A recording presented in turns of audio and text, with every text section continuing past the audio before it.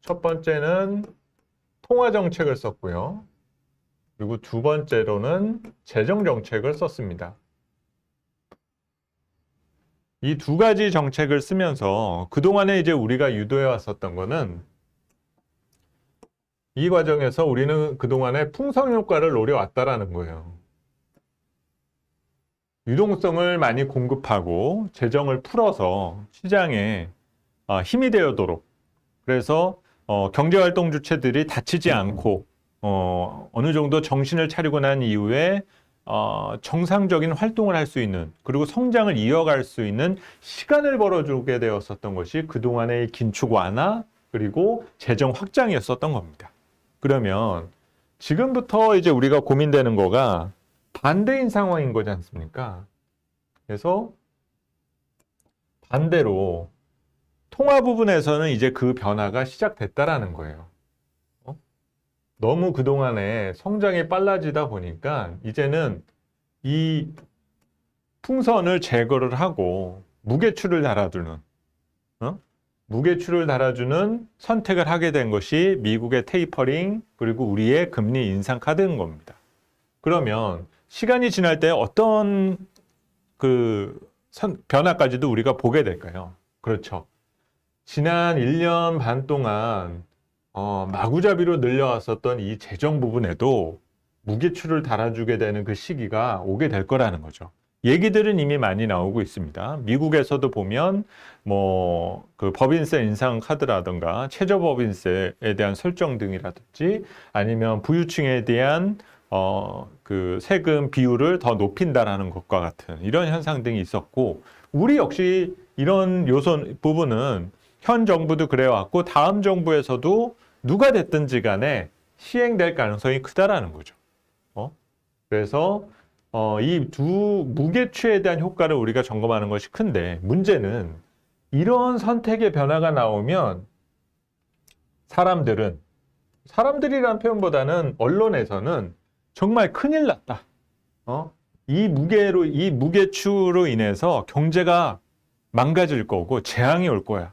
그리고 주식시장은 폭락할 거고 부동산 시장도 몰락될 수도 있어. 막 이런 것들을 겁을 주고 있다라는 거예요. 그런데 무게추를 달았다라는 거는요, 여러분. 이들의 방향이 이 통화 정책이나 재정으로 비롯된 우리 경제의 방향이 이 방향으로 가고 있기 때문에 쓰게 된다라는 거죠. 그런데 기울기가 너무 가파라지니까 그러니까 그 속도를 제어하기 위해서 무게추를 달아준다라는 뜻인 겁니다. 미국도 마찬가지고 우리도 마찬가지예요. 즉 무게추를 달아주게 된다라는 것은 지금 우리가 방향이 반대 방향에 대한 것들을 걱정해서가 아니라 이 위로 올라가는 것들에 대한 속도를 제어하기 위함이다. 따라서 언젠가 우리도 구조적인 침체를 또 맞이하겠죠. 경기 침체도 등장하게 될 거고 주식시장도 내리게 되는 시간이 언젠가는 찾아올 겁니다. 그러면 그 전에 우리가 보아야 되는 것들의 순서들 이런 것을 우리가 봐야 되지 않습니까? 그러면 제대로 무게추가 달린 거를 봐야만 우리가 방향을 바꿀 것에 대한 걱정을 해볼 수가 있다라는 거죠. 아직은 그거에 근처도 아직 가 있지 않다라는 거예요. 마찬가지로 겁도 없이 이렇게 세금을 걷기 시작하면서 기업이든 가게에서 조세 저항이 나타나는 모습 그것까지 보아야만 구조적인 침체에 대한 그 시기가 등장할 수 있다는 겁니다. 그래서 22년이나 23년을 우리가 말하려 할 때 너무 극단적으로 부정적으로 시장을 봐야 될 필요가 없다라는 것은 이제 무게추 하나 달기 시작을 했다라는 거죠. 그리고 아직 이것도 달리기 않아 있다. 그래서 이 힘이 여전히 강하다라는 것들을 여러분들이 생각해 두실 필요가 있다는 거죠. 그래서 이런 구간에 들어가게 됐을 때는 아무래도 속도가 제어되다 보니까 또 하나 얻을 수 있는 힌트가 바로 그런 거예요. 다 같이 갈 수는 없다라는 거죠. 이때는 좋았죠.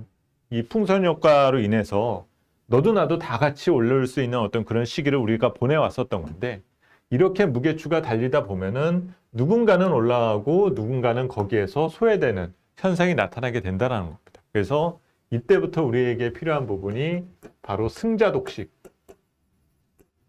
여러분들은 이 키워드를 꼭 기억해 두실 필요가 있다라는 거예요. 앞으로는 되는 놈만 된다. 쟤 되니까 다 되겠지라는 판단보다 되는 놈에 더 집중하는 그런 대응을 좀 준비하시는 것이 필요한 때다라는 거를 말씀드리고 싶습니다.